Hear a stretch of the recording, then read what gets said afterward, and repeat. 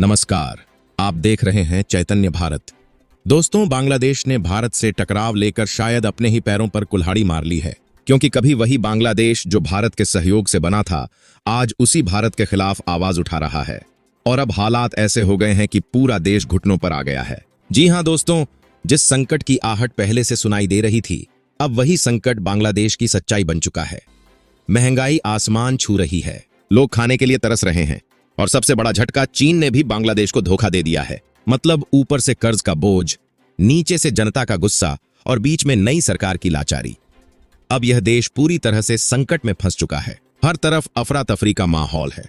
अब जरा सोचिए, जिस देश में रोजमर्रा की जरूरत की चीजें जैसे आटा, दाल, सब्जी सब लग्जरी बन जाए, वहां आम जनता का क्या हाल होगा। बांग्लादेश की गलियों में अब लोग कहते सुनाई दे रहे हैं कि खाना मिलना अब किसी जंग जीतने जैसा है, क्योंकि वहां का हर बाजार अब खाली है, हर जेब हल्की है और हर चेहरा थका हुआ है।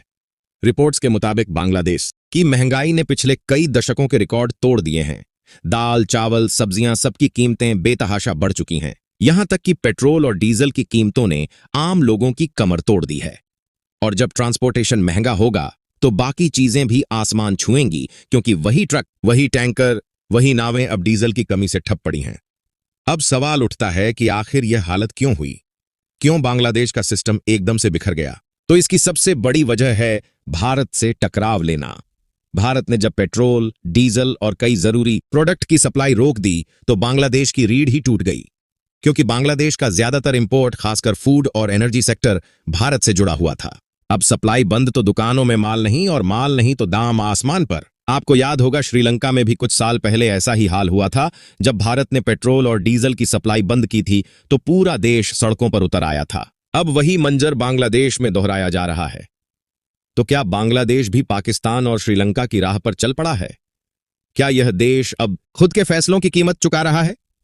इन सारे सवालों का जवाब इस वीडियो में विस्तार से समझेंगे। लेकिन उससे पहले, अगर आप चाहते हैं कि भारत की आवाज पूरी दुनिया तक पहुंचे और हमारा देश हर क्षेत्र में आत्मनिर्भर बने, तो इस वीडियो को लाइक करें और सब्सक्राइब बटन दबाकर इस चैनल को सब्सक्राइब करें। अब आइए समझते हैं कि आखिरकार बांग्लादेश की मुसीबतें कैसे खुद उसी की बनाई हुई हैं।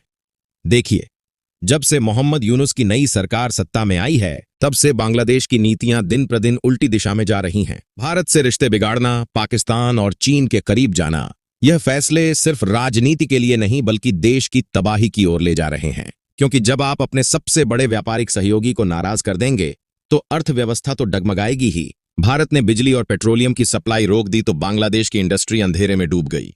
कारखाने बंद, फैक्ट्रियों में ताले और मजदूर बेरोजगार। एक वक्त था जब बांग्लादेश खुद को मिनी एशियन टाइगर कहता था।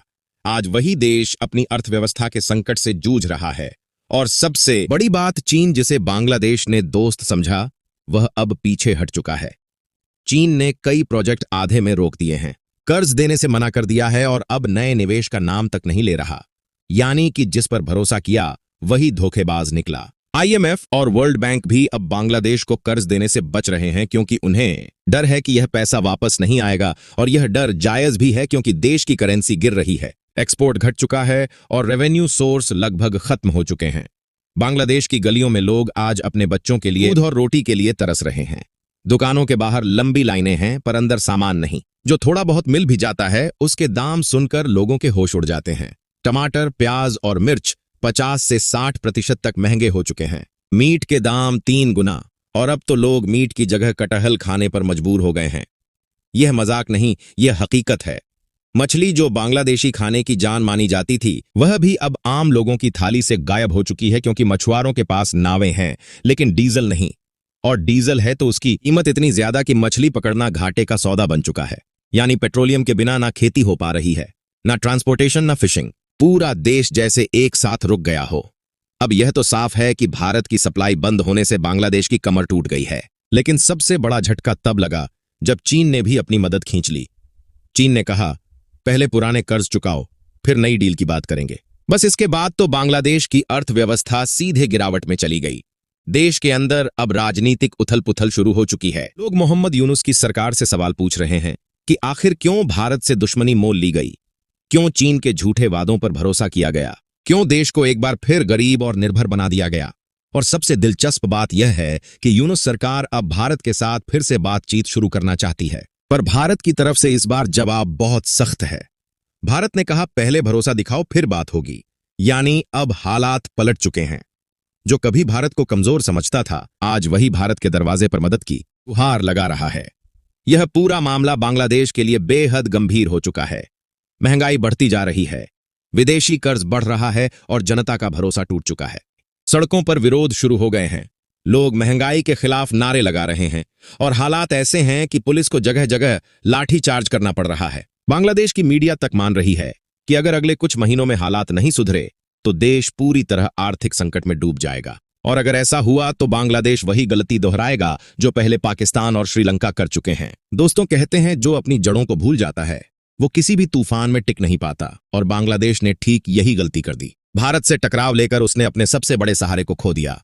अब हालात ऐसे बन गए हैं कि नई सरकार के पास ना पैसा है, ना योजना और ना ही जनता का भरोसा। आपको याद होगा, जब बांग्लादेश आजाद हुआ था तो भारत ने ना सिर्फ उसकी आजादी में मदद की बल्कि उसकी अर्थव्यवस्था, बिजली, शिक्षा और स्वास्थ्य तक में हाथ बढ़ाया था।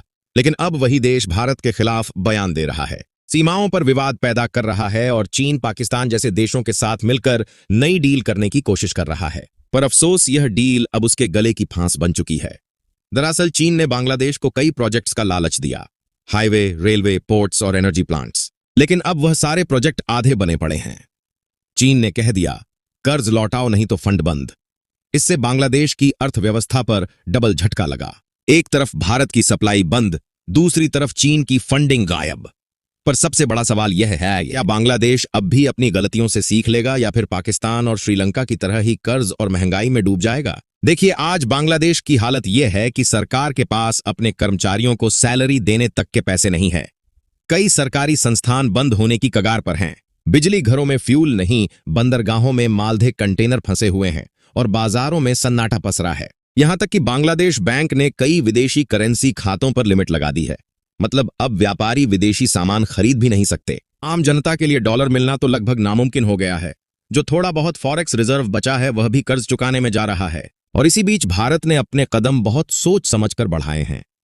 भारत ने ना कोई खुली धमकी दी, ना कोई बड़ा बयान, बस सप्लाई रोक दी। लेकिन उसी एक फैसले ने बांग्लादेश की पूरी अर्थव्यवस्था हिला दी।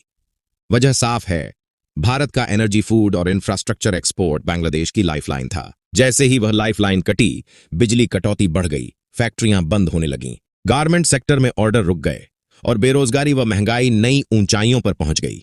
अब बांग्लादेशी न्यूज चैनलों पर खुलकर बहस हो रही है। क्या भारत से टकराव लेकर यूनुस सरकार ने देश की बर्बादी खुद तय कर ली? सड़कों पर प्रदर्शन बढ़ रहे हैं, बाजारों में हाहाकार है और गांवों में हफ्तों तक बिजली गायब है। महिलाएं बच्चों के लिए दूध नहीं जुटा पा रही, मजदूरों के पास रोज की रोटी का पैसा नहीं है। लोग अब खुलकर कह रहे हैं, भारत से झगड़ा करके हमने खुद अपना भविष्य खतरे में डाल दिया। लेकिन इस कहानी का एक दूसरा और ज्यादा अहम पहलू भी है।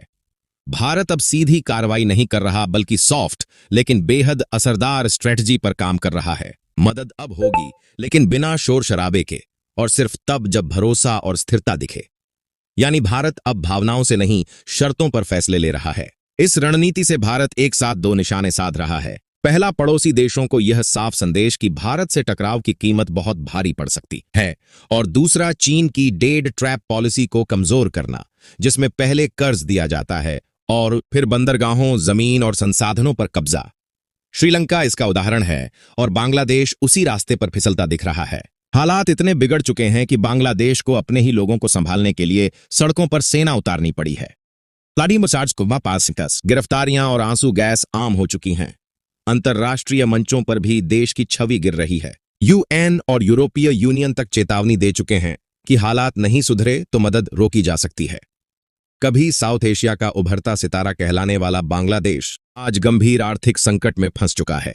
भारत फिलहाल शांत है, लेकिन उसकी सबसे बड़ी ताकत अब नियंत्रण है, बिजली, ईंधन, अनाज और व्यापार पर। यही नियंत्रण आज भारत का सबसे बड़ा हथियार बन गया है। बांग्लादेश के सामने अब दो ही रास्ते बचे हैं, या तो वह अहंकार छोड़कर भारत से रिश्ते सुधार ले, या फिर वही अंजाम भुगत जो पाकिस्तान और श्रीलंका भुगत चुके हैं। और याद रखिए, नया भारत अब वह देश नहीं जो बार बार मदद करके सब कुछ भूल जाता था। अब भारत मदद भी करता है और शर्तें भी तय करता है, क्योंकि इस इलाके में भारत के बिना कोई भी देश टिक नहीं सकता। तो दोस्तों, यह थी आज की पूरी खबर, जो काफी रिसर्च और मेहनत के बाद आपके सामने रखा गया है। बाकी आप इस पूरे मुद्दे पर क्या सोचते हैं? अपनी राय कमेंट में जरूर बताइएगा।